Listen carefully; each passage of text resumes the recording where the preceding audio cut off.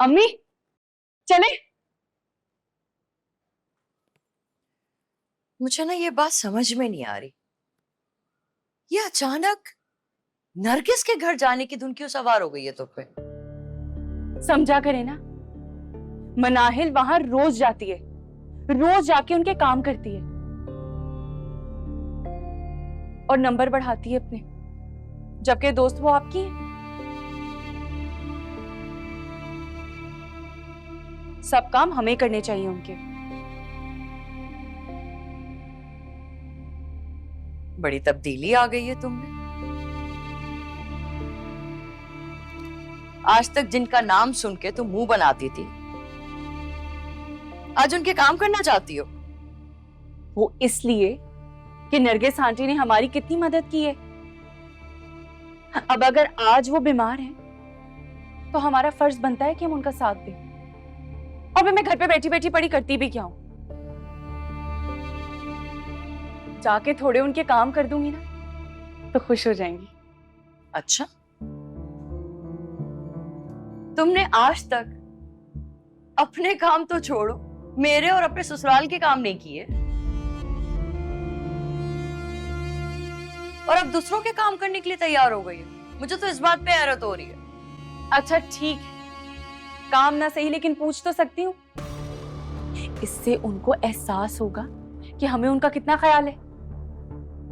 और वो तुम्हारी नंद, वो घर में अकेली होगी। जैन आएगा तो कौन देखेगा उसे? खुद ही देख लेगी भाई, और तब तक हम वापस भी आ जाएंगे।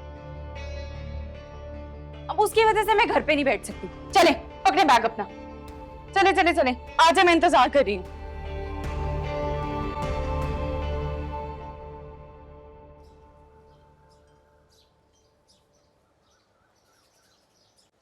बेटा चाय तो पियो ना। आंटी आपने ऐसे ही तकल्लुफ किया, पिला मुझे। अरे बेटा सिर्फ चाय तो है। सच पूछो, दिल महसूस के रह जाता है कि तुमसे खाने का भी नहीं पूछ सकती। अरे आंटी आप क्यों गैरों वाली बातें कर रही हैं?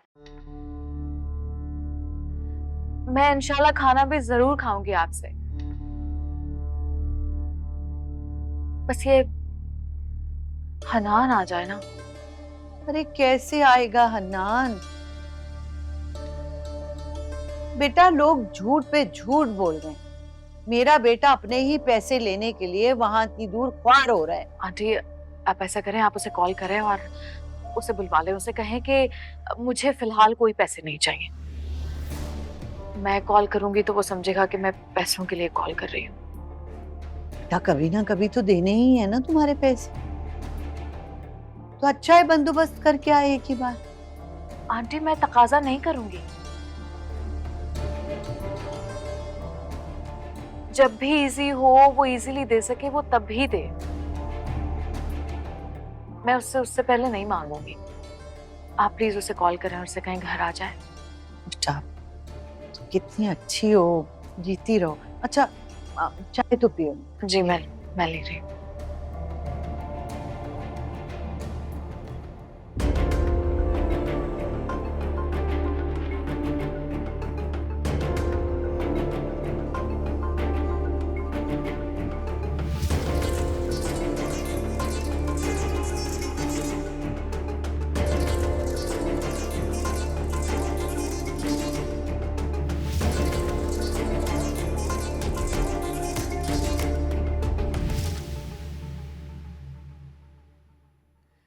अल्लाह नरगिस, मैं बहुत शर्मिंदा हूँ।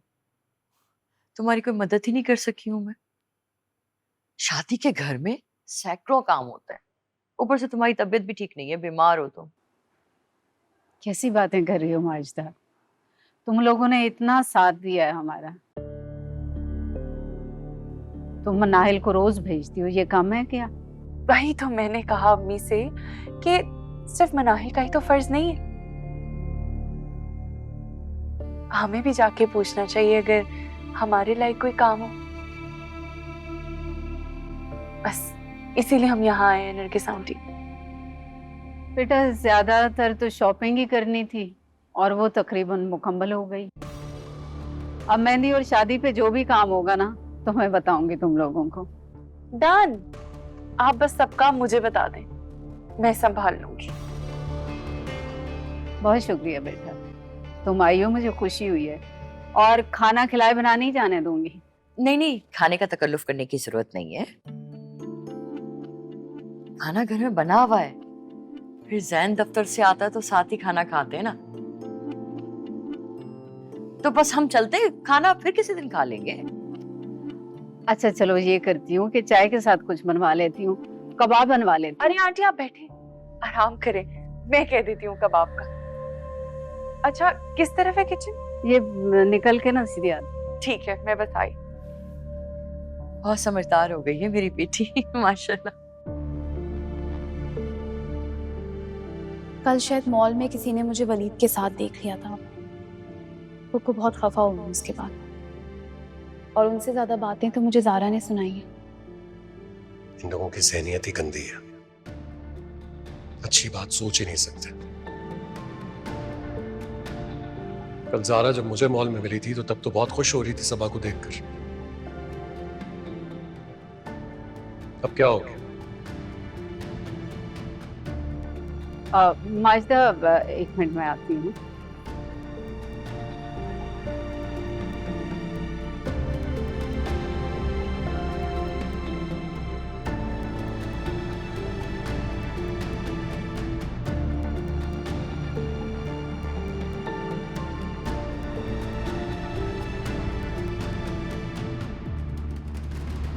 वालेकुम अस्सलाम।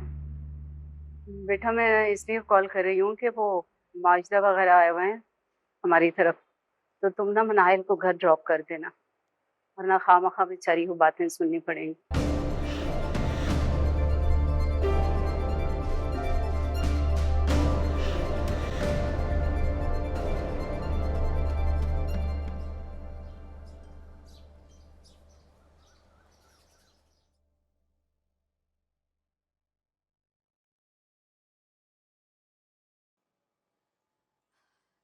चाय मैं आपको नहीं, मैं थोड़ी देर में पीऊंगा।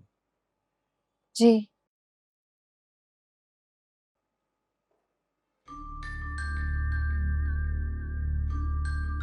मनाइल,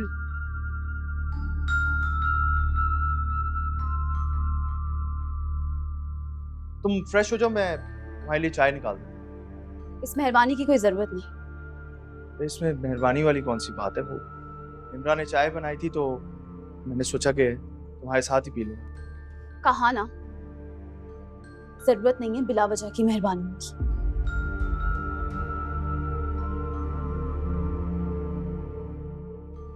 और तुम्हें एक बात समझ नहीं आती जैन, ना मुझे तुम में कोई दिलचस्पी है ना तुम्हारी किसी भी बात में। इस तरह बहाने बहाने से मेरे सामने मत आया करो तुम।